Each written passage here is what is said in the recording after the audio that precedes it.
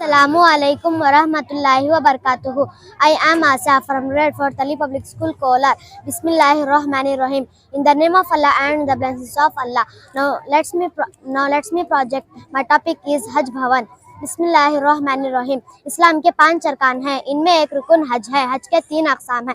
Number 1 हज तमत्तु, number 2 हज क़िरान, number 3 हज इफ़राद।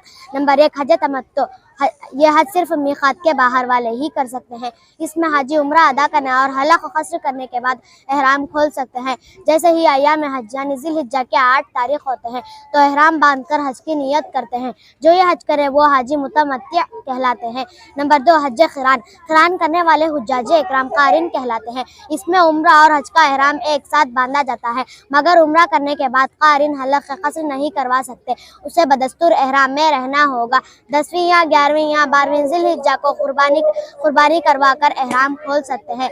नंबर 3 हज इफ़राद, इस हज में उम्रा शामिल नहीं है, इसमें सिर्फ हज का एहराम बांधा जाता है। अहले मक्का यानी मीक़ात और हुदूद हरम के दरमियान में रहने वाले बाशिंदे हज इफ़राद करते हैं।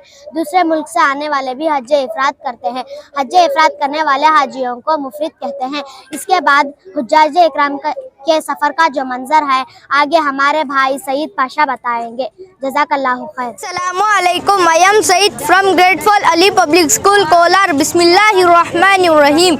वलिल्लाहि अलन नासि हिज्जुल बैति मन इस्तताअ इलैहि सबीला, और अल्लाह के लिए लोगों पर उसके घर का हज करना है जो उस तक पहुँचने की इस्तात रखते हैं। हज का मंजर बड़ा काबिले दीद होता है। लाखों मुसलमान दुनिया के कोने कोने से अपने दिल में बैतुल्लाह की ज़ियारत और दियारे रसूल सल्लल्लाहु अलैहि वसल्लम में हाज़री का शौक़ लेकर जाते हैं। इस दिलकश मंजर की एक झलक हम आपको दिखा रहे हैं। हुज्जाज अपने घर से गुस्ल करके एयरपोर्ट जाते हैं। यहाँ ज़रूरी कार्रवाई पूरा करने के बाद जब रहबर कहे कि आप एहराम बांध लें तो 2 चादरें एहराम की होती है। एक चादर नीचे तहबंद के तौर पर और एक ऊपर खांधे पर डालें। इसके बाद आप बावजू क़िबला रुख होकर 2 रकात नफिल नमाज पढ़े। पहली रकात में सूरतुल फातिहा के बाद सूरतुल काफिरून और दूसरी रकात में सूरतुल फातिहा के बाद सूरतुल इखलास पढ़े और तलबिया पढ़े।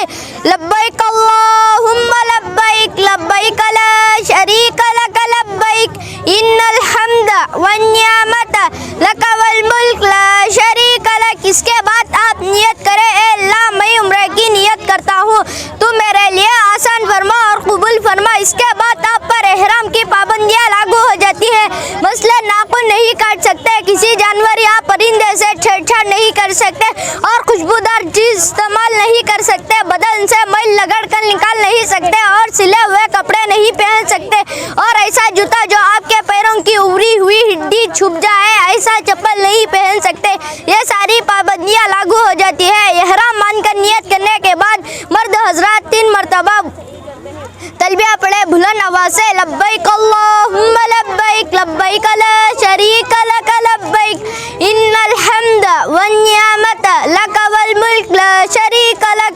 औरतें आहिस्ता से पढ़े। औरतों का एहराम चादर वगैरह नहीं होगा, जो मामूली कपड़े पहनती है वही कपड़े पाक और साफ पहन ले। बस अपने बालों को मुकम्मल तौर पर छुपाए और अपने हाथों और पाँवों को खुला रखने की कोशिश करे और तलबिया पढ़ते हुए अपने सामान की हिफाजत करते हुए एयरपोर्ट की जो ज़रूरी कार्रवाई है इस कार्रवाई को पूरा करते हुए अपने कबीले के साथ आराम से सफ़र शुरू करें।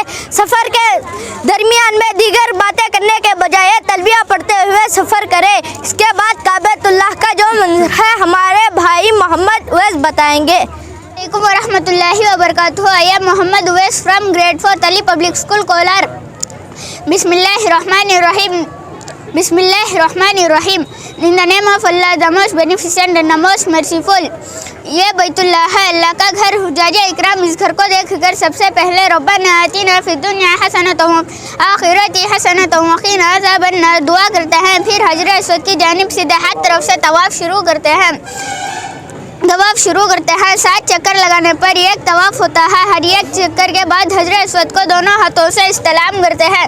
दोनों हाथों को उठाकर हथेलियों की अंदरूनी हिस्से से हजरत अस्वद की जानिब इशारा करते हैं।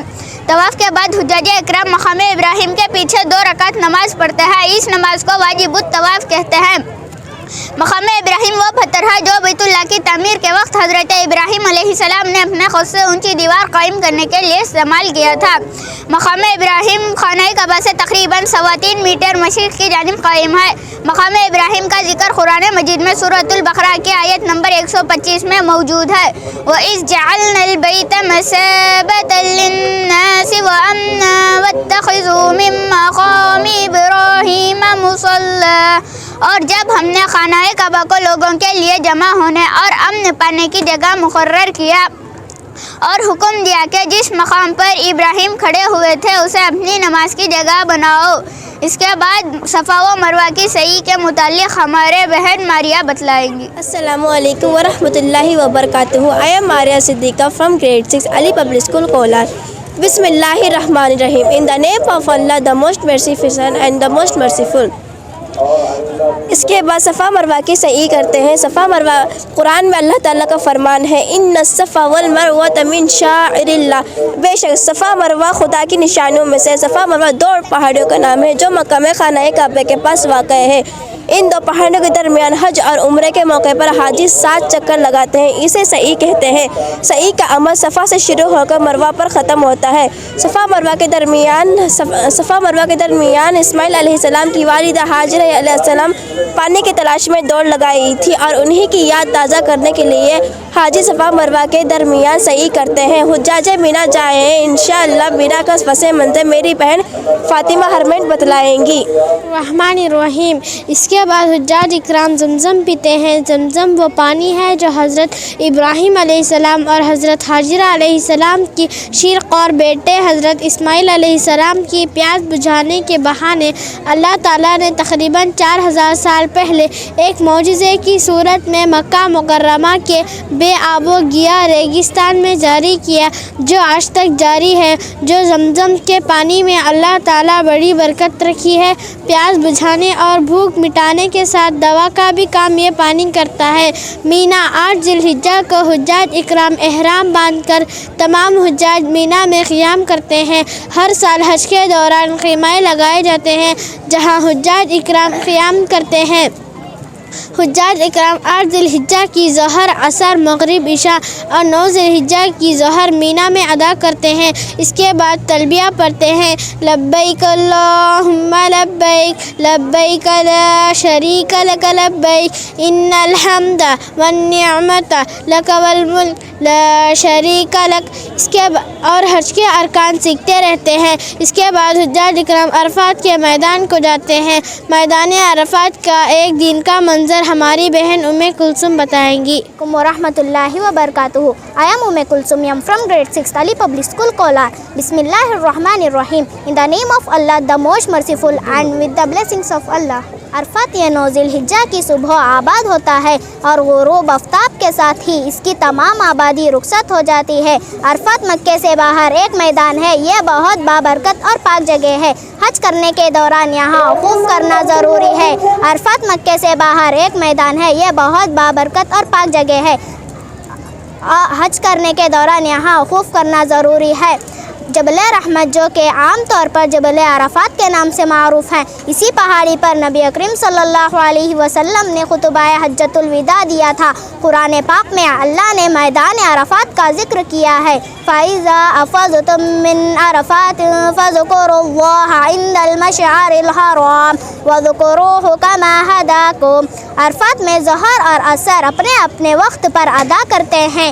عصر کے بعد پوری دنیا سے آئے ہوئے حجاج کھڑے ہو کر انتہائی عاجزی اور انکساری کے ساتھ اپنے لیے اور سارے عالم کے لیے دعا کرتے ہیں اور سورج غروب ہوتے ہی مغرب کی نماز پڑھے بغیر مزدلفہ کی طرف روانہ ہوتے ہیں. اب میدان عرفات کے بعد حجاج اکرام مزدلفہ جاتے ہیں. مزدلفہ کا پس منظر انشاءاللہ ہماری بہن زویا خانم بتائیں گی. السلام علیکم ورحمۃ اللہ وبرکاتہ. بسم اللہ الرحمن الرحیم. مزدلفہ جیسے کہ آپ جانتے ہیں عرفات میں حجاج مغرب پڑھے بغیر نکلے تھے. تو یہاں پہنچتے ہی وضو وغیرہ سے فارغ ہو کر اذان دیکھ کر پہلے مغرب اس کے بعد عشاء کی نماز پڑھتے ہیں. تھوڑی دیر آرام کرنے کے بعد نماز طلوع فجر اس کے بعد نماز فجر ادا کر کے دعا کرتے ہیں. اس کے بعد لبیک پڑھتے ہوئے 10 ذی الحجہ کی صبح مینا کی طرف نکل جاتے ہیں. مزدلفہ میں ہی رمی جمار کے لیے کنکریاں بھی چنی جاتی ہے. اس کے بعد رمی جمار کے متعلق ہماری بہن خزینہ تدین بتائیں گے. علیکم ورحمۃ اللہ وبرکاتہ. رمی جمار یعنی جمرات جو مینا میں شیطان کی علامت کے طور پر 3 ستون ہے. ان کو کنکریاں مارنا اللہ تعالیٰ کا حکم، نبی اکرم صلی اللہ علیہ وسلم کے طریقے اور حضرت ابراہیم علیہ السلام کی اتباع میں ان 3 جگہوں کو کنکریاں ماری جاتی ہے. پہلی کنکری کے ساتھ ہی تلبیہ پڑھنا چھوڑ دیتے ہیں، لیکن اسی وقت تک تلبیہ برابر پڑھتے رہنا چاہیے. 10 ذی الحجہ کو رمی سے فارغ ہو کر قربانی کرنا، اس کے بعد سر کے بال موڑنا یا قصر کرنا، احرام کا لباس کھولنا. اب اپنے سلے ہوئے کپڑے پہن لے. اب خوشبو لگانا، تیل لگانا وغیرہ جائز ہے. اس کے بعد رمی جمار کی مکمل تفصیل میری بہن ام کلثوم بتائے گی. بسم اللہ الرحمن الرحیم. اس کے بعد مسجد حرم پہنچ کر طواف زیارت کرتے ہیں اور صفا مروہ کی سعی کرتے ہیں. طواف زیارت کے بعد احرام کی تمام پابندیاں ختم ہو جاتی ہے. 11 ذی الحجہ کو تینوں جمرات کو ساتھ ساتھ الگ الگ کنکریاں مارنا. 12 ذی الحجہ کو بھی ان تینوں شیطانوں کو ساتھ ساتھ الگ الگ کنکریاں مارنا. اگر 10 ذی الحجہ کو قربانی اور طواف زیارت نہ کر سکے تو 11 ذی الحجہ کو ادا کریں. اگر 11 ذی الحجہ کو نہ کر سکے تو 12 ذی الحجہ کو ضرور ادا کرنا ہے.